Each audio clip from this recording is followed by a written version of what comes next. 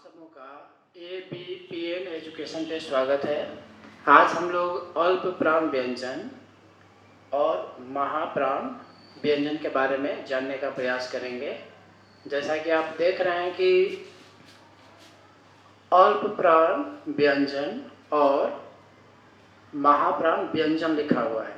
इससे आपको समझना चाहिए कि व्यंजन वर्णों को ही अल्प प्राण और महाप्राण में बांटा गया है। ये बांटने का आधार क्या है? आधार यह है कि वायु प्रक्षेप के आधार पर वायु प्रक्षेप के आधार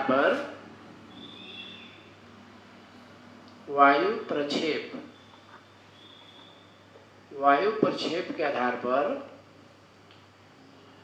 व्यंजन वर्णों को, जैसा कि पता है कि मूल व्यंजन वर्णों की संख्या 33 है। आप देख सकते हैं क वर्ग में 5, जितने भी वर्ग हैं इन सब वर्णों को वर्गीय व्यंजन भी कहते हैं, स्पर्श व्यंजन को। तो आप देख सकते हैं कि क वर्ग में 5, च वर्ग में 5, उसी तरह से इन पांचों में 55 है। तो कुल वर्णों की संख्या हो गई 25 यहाँ। और ये देख रहे हैं कि अंतस्थ व्यंजन और ऊष्म व्यंजन, ये दोनों मिलाकर के हो गए 8। ये दोनों को अगर हम जोड़ दें तो 33। तो इन्हीं 33 व्यंजनों को हम लोग वायु प्रक्षेप के आधार पर, वायु प्रक्षेप करने का मतलब यह हुआ कि जब हम इनका उच्चारण करेंगे तो मुख से हवा कुछ ज़्यादा मात्रा में अगर निकलती है तो महाप्राण, कम मात्रा में निकलती है तो अल्प प्राण। तो हम देखेंगे, सबसे पहले हम लोग अल्प प्राण को देखेंगे। जिन व्यंजन वर्णों के उच्चारण में मुख से कम मात्रा में या कम प्रयत्न करना पड़ता है तब हम उसको अल्प प्राण कहते हैं। तो हम देखेंगे कि अल्प प्राण कौन कौन है। और यहाँ पर हम ध्यान देंगे, ये समझने के लिए आप हथेली को अपने मुंह के पास लाएंगे और वर्णों को उच्चारण करके देखेंगे कि कौन अल्प प्राण है और कौन महाप्राण। रटना नहीं है बल्कि समझना है। जैसे हम शुरुआत करेंगे क वर्ग से ही, तो देखेंगे कि क, आप अपनी हथेली को मुंह के पास लाइए और बोलिए क। ठीक उसके बाद ख। तो जैसे ही आप ख बोलेंगे तो इस ख बोलें, उसके बाद ग बोलिए, तो आपको पता चलेगा कि क के तुलना में ख में क, ख, ग, घ, तो आपको पता चलेगा कि क के तुलना में ख में ज़्यादा मुख से हवा निकली है। क्योंकि हम पढ़ रहे हैं यहाँ पे अभी अल्प प्राण देख रहे हैं, तो हम देखेंगे कि क में, क का उच्चारण करने में मुंह से कम हवा निकली है, तो क हो गया अल्प प्राण। ख देखेंगे कि वो ज़्यादा हुआ था, उस पर हम नहीं जाएंगे अभी। उसके बाद देखेंगे यहाँ ग का उच्चारण किए थे, और उसके बाद आप घ बोलेंगे, घ, और अंग बोलने पे ऐसा लगता है कि मुंह से बिल्कुल हवा नहीं निकल रही है या बहुत ही कम, तो उसके बाद अंग। ये हम किनको देख रहे हैं? अल्प प्राण को। अल्प प्राण।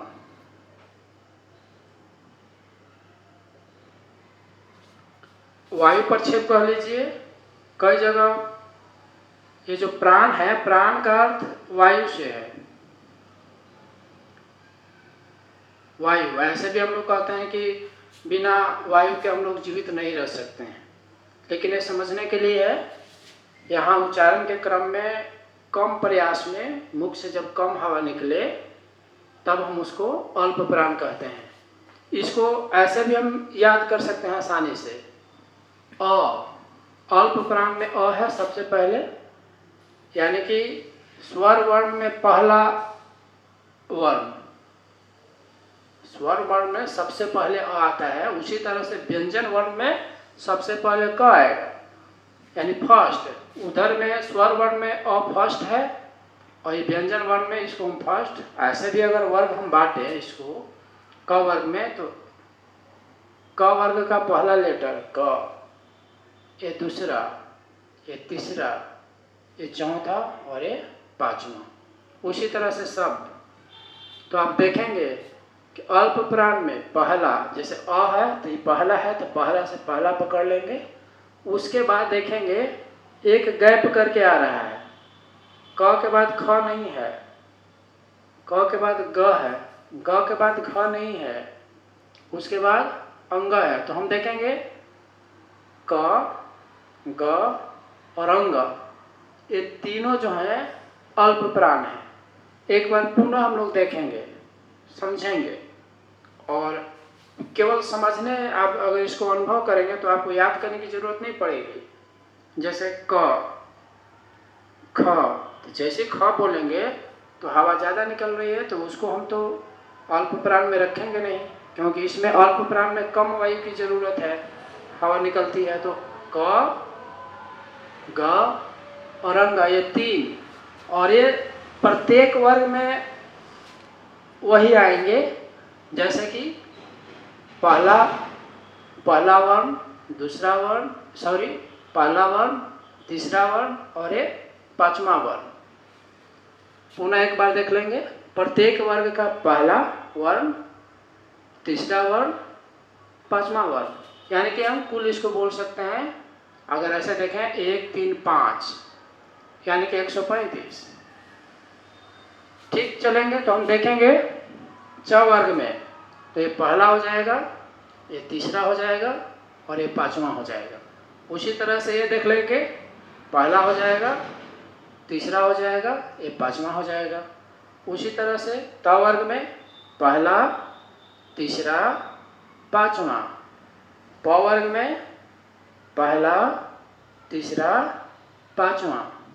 तो इस तरह से देख सकते हैं कि 5 वर्ग है, प्रत्येक वर्ग में 3-3 वर्ण आ रहे हैं अल्प प्राण में, एक वर्ण छोड़कर, 1 3 5। जैसे अगर हम त वर्ग में चले तो त, द और न। ठीक है, तो ये जो हम देखें तो 5 तिया 15, इसको हम मिटा दे रहे हैं। ये आप रख सकते हैं समझने के लिए, 1 3 5। और ये देखें हम संख्या कि प्रत्येक वर्ग में 3, तो उस हिसाब से इतना भर में 3 गुने अगर 5 करें तो ये हो गए 15।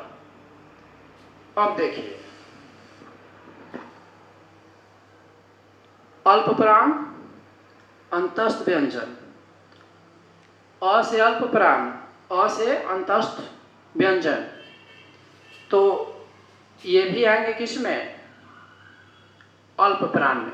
इसको याद करने का तरीका आप कुछ भी सोच सकते हैं, आपको जो अच्छा लगे, लेकिन जैसे बोलिए य, र, ल, व, तो आपको पता चलेगा कि मुख से हवा बहुत ही कम मात्रा में निकल रही है, तो ये भी क्या है? अल्प प्राण है। तो हम लोगों ने देखा कि ये भी 4 हो गए। तो आप देख सकते हैं टोटल ऐसे कितना हो रहा है? 19। लेकिन समस्या क्या है कि अलग अलग व्याकरणों ने अलग अलग हिंदी की पुस्तकों में वर्णों की संख्या को लेकर कहीं मतभेद है।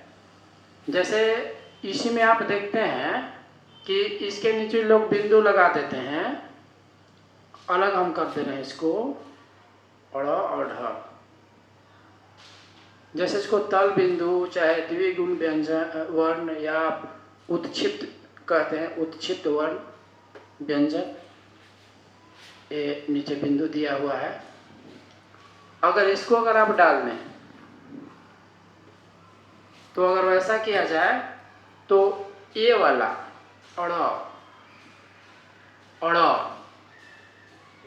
बोल के देखिए, हथेली को रखिएगा, अड़ अड़, बहुत कम मात्रा में, लेकिन उसी तरह से बोलिए अढ़ अढ़ अढ़, ये वाला तो आप ज़्यादा वायु निकलेगी। तो ये भी अल्प प्राण में आएगा। तो उस हिसाब से अगर देखें तो एक और जुट जाएगा, तो ये हो जाएंगे 20। तो तरह तरह की चीज़ें हैं, लेकिन आपको देखना है, परीक्षा में इस तरह से पूछता है कि निम्नलिखित में से कौन अल्प प्राण है, या देगा कि निम्नलिखित में से कौन महाप्राण है। संख्या को लेकर के है, तो अगर मूल व्यंजन देखा जाए तो उसमें केवल 19 आएगा, और बाकी तो आगत वर्ण है, बहुत सारी चीज़ें हैं, तो उससे बढ़ सकती है, लेकिन मूल यही देखना है आपको। और इसमें आपको स्वर में नहीं जाना है, क्योंकि ये व्यंजन वर्णों के लिए है। व्यंजन वर्णों को वायु प्रक्षेप के आधार पे, प्राणत्व के आधार पर इसको बांटा गया है। वायु प्रवाह के आधार पर कि बोलने के क्रम में हवा ज़्यादा निकलेगी मुख से या कम निकलेगी, उसके आधार पे व्यंजन वर्णों को बांटा गया है। इसलिए स्वर वर्ण के बारे में हम लोग यहाँ पे नहीं सोचेंगे, ठीक है। तो हम लोगों ने ये देखा अल्प प्राण। अब कौन हो गए? महाप्राण।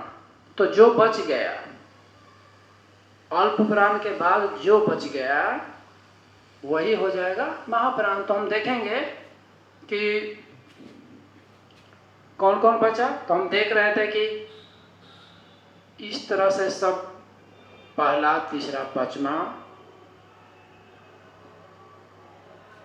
ये सब जो हैं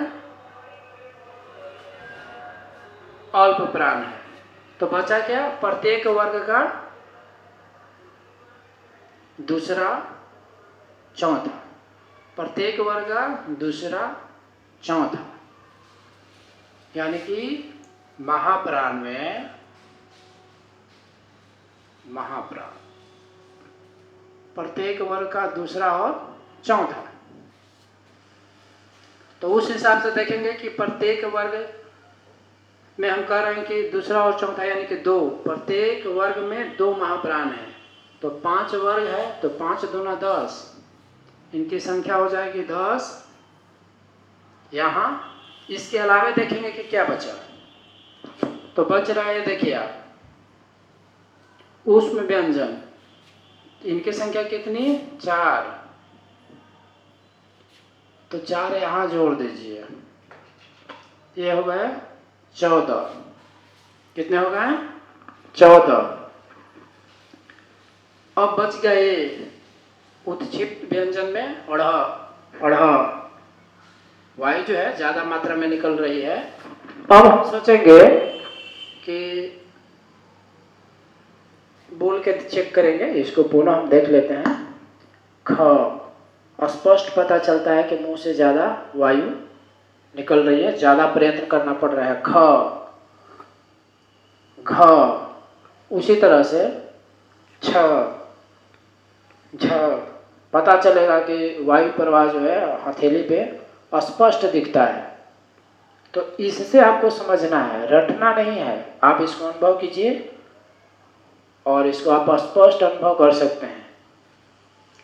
तो ये ध्यान में रखना है। तो ये प्रत्येक वर्ग में, ट वर्ग में ठ, ढ, तो इस तरह से तो हम लोगों ने देखा, और ये भी शामिल हो गया महाप्राण में।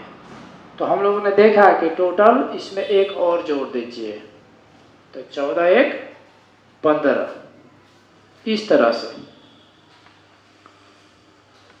अब देखेंगे कि मूल व्यंजन वर्णों की संख्या तो हम 33 दिखे, इसमें आगत वर्ण 2 गो आ गए। हालांकि हिंदी में और भी आगत वर्ण आए हैं, लेकिन यहाँ पे हम इसको समझने के लिए हम इतना ही रखेंगे। अढ़ और ढ अगर मिला दें तो 33 2 35। तो हम चेक कर लेंगे कि 35 होता है कि नहीं। तो हम देख रहे हैं कि देखे थे कि अल्प प्राण में टोटल कितना? 20, और महाप्राण में 15। महाप्राण में कितने? 15, तो 15 कर दिए। तो देखिए ये 35, और यहाँ भी अगर ये दोनों व्यंजन को अगर जोड़ दें तो ये भी हो गया 35। लेकिन ये मूल व्यंजन 35 नहीं है। मूल व्यंजन पूछा जाए तब आपको बताना है 33 है, ठीक है। अब हम लोग आगे चलेंगे घोष और अघोष में। तो देखते हैं इसको मिटा देते हैं, इसको रहने देते हैं। आप इसको चलिए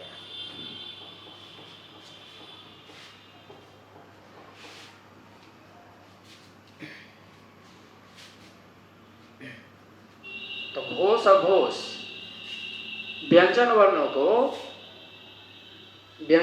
को नाद के अनुसार भी बांटा गया है। कंपन, जैसे बोलने के क्रम में स्वर तंत्रियाँ झंकृत होती है, कंपन होता है। जैसे आप कभी नाराज हो जाते हैं तो घर में लोटा थाली पटक देते हैं, तो उसमें जो कंपन होता है, वही कंपन बोलने में आपको स्वर तंत्रियों में भी होता है। कई बार ऐसा हुआ है।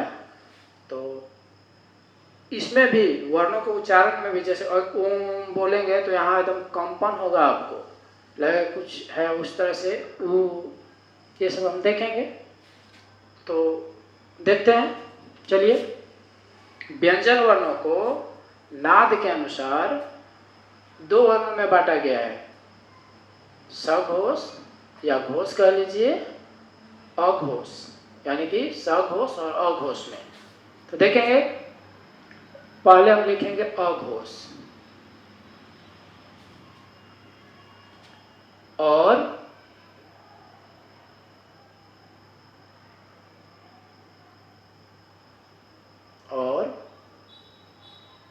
सघोष।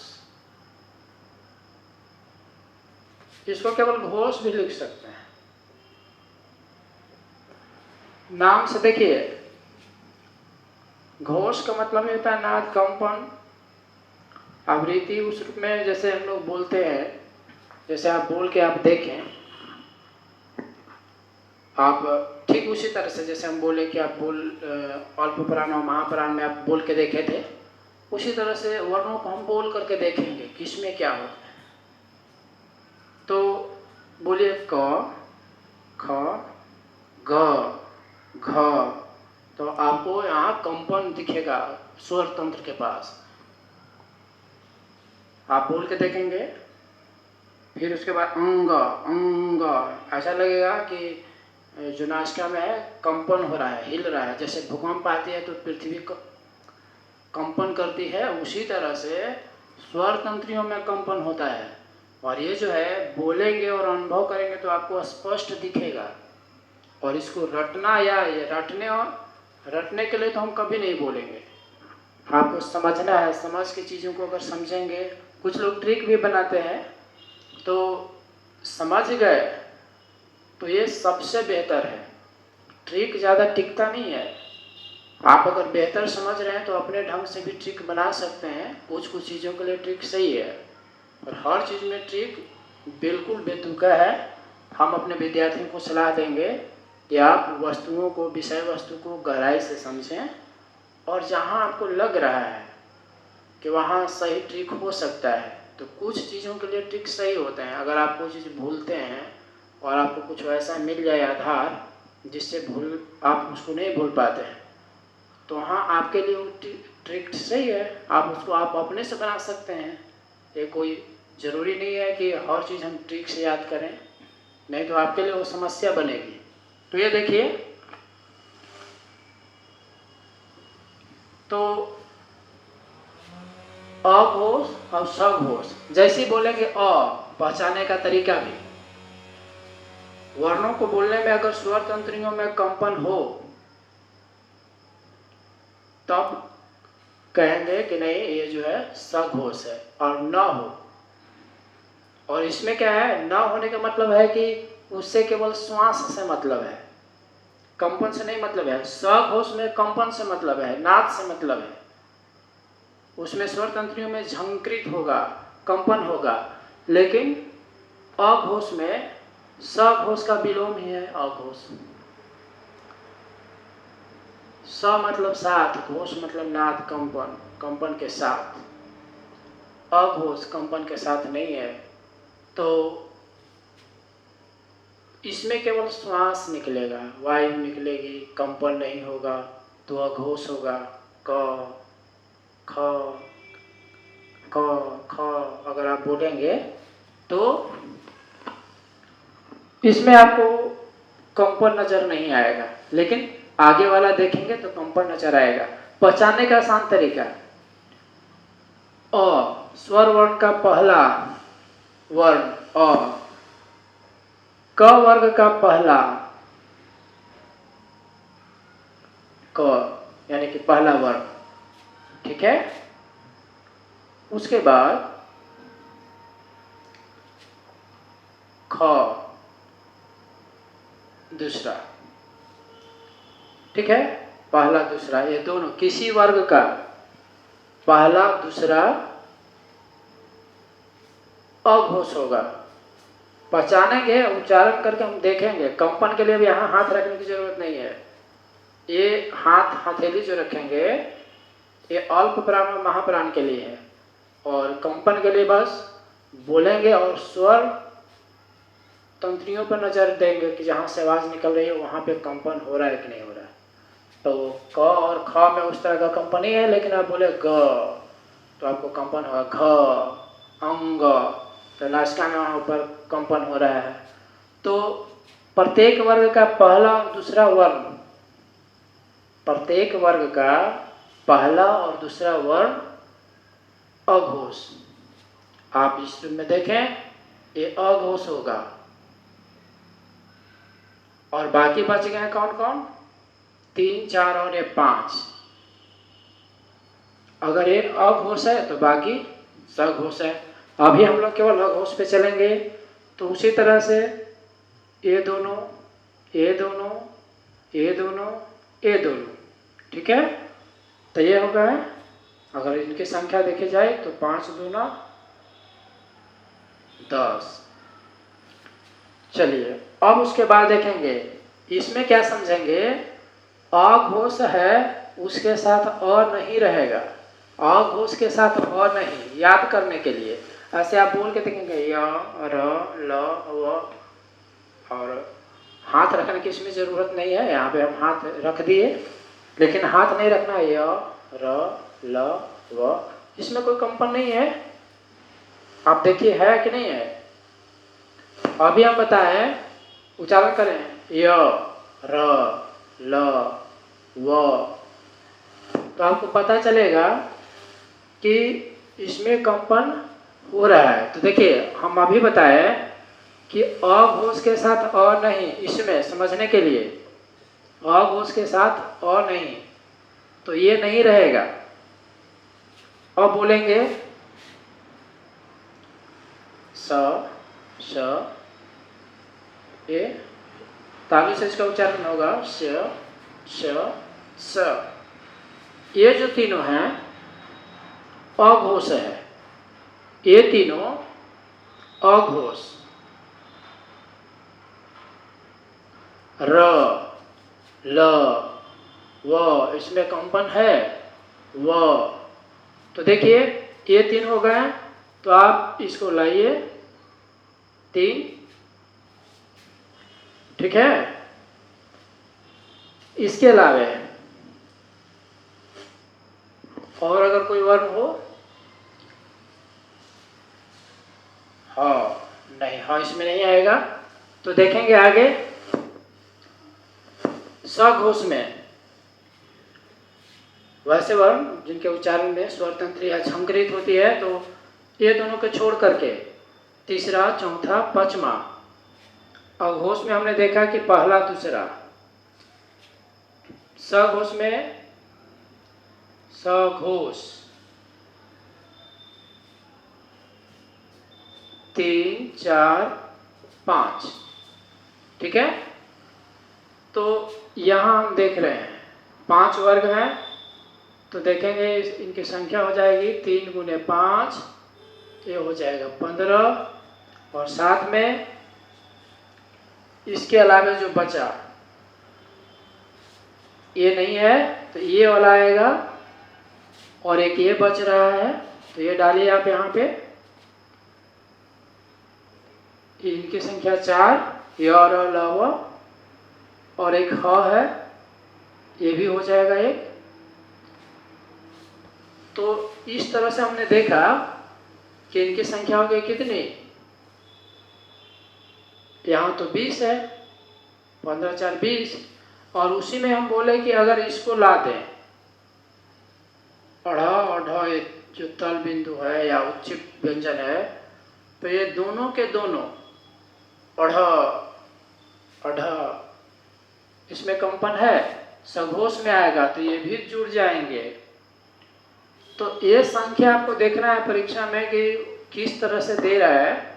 अगर ये शामिल होगा तो उस तरह से इनकी संख्या होगी, तो और मूल व्यंजन होगा तो ये 2 कमेगा।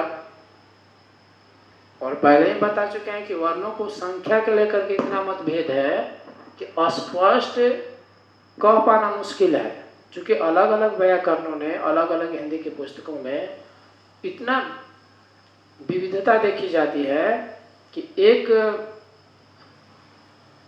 ठोस संख्या बताने में बहुत बड़ा यह मुश्किल काम है। सब लोग अपने अपने आधार पर बातों को रखे हैं और सभी लोग अपने अपने सही हैं, लेकिन हम लोगों के लिए समस्या उत्पन्न हो जाती है। ठीक है, तो हम लोगों ने देखा कि सघोष वर्ण कौन है और अघोष कौन है। तो आज के लिए इतना ही। चलिए, आप सबको धन्यवाद।